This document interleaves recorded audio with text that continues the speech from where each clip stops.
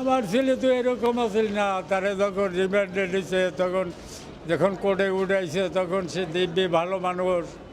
আজকে 5 দিন রিমান্ডের পর কোর্টে উঠাইছে, সে চলতে পারতেছে না, তাকে পুলিশে হাত ধরে জাগাইয়ে নিতেছে, তার কোনো সারা শব্দ নাই।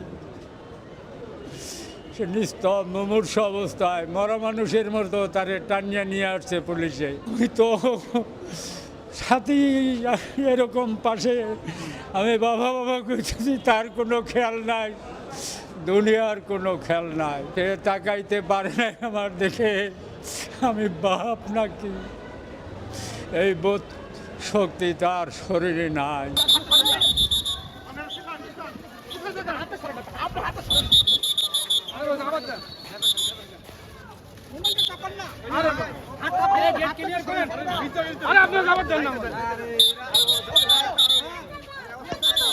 আরে ভাই লোকটা আনতে পারেন আপনারা